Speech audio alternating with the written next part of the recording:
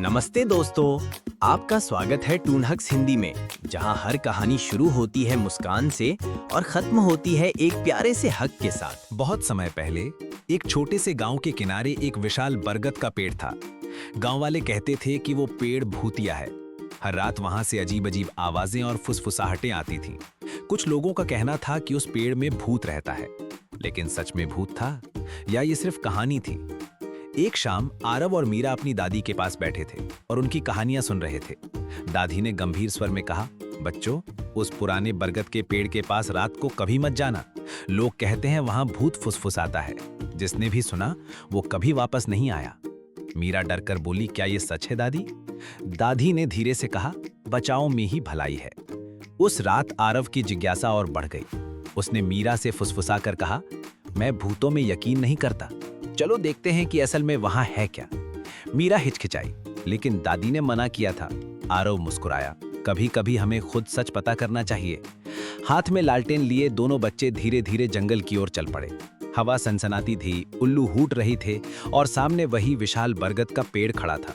जैसे ही वे पास पहुंचे, एक ठंडी फुसफुसाहट सुनाई दी, वापस जाओ, वापस जाओ।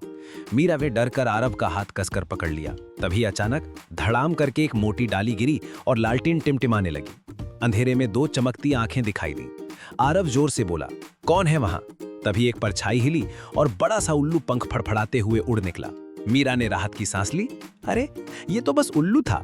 लेकिन तभी फिर वही आवाज आई, इस बार धीमी और दुखी, बचाओ, मुझे बचाओ। दोनों बच्चे पेड़ के खोखले हिस्से के पास गए। आरव ने लालटेन ऊंची उठाई। अंदर से एक आदमी की आवाज आई, बच्चों, मुझे बचा लो। उन्होंने देखा कि एक बूढ़ा लकड़हारा जड़ों में फंसा हुआ था। उसका पैर फंस गया था और वो रात भर मदद के लिए चिल्ला रहा था। उसकी आवाज को ही गांव वाले भूत की फुसफुसाहट समझ बैठे थे। आरव और मीरा ने पूरी ताकत लगाकर उसे छुड़ाया और बाहर निकाला।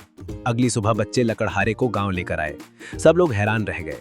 दादी ने आश्चर्य से कहा, तो भूत तो कोई नहीं था, वो तो मुसीबत में फंसा इंसान था। गांव वाले शर्मिंदा होकर एक दूसरे की ओर देखने लगे। आरव ने गर्व से कहा, भय सिर्फ हमारे मन में होता है, असली बहादुरी सच का सामना करना है।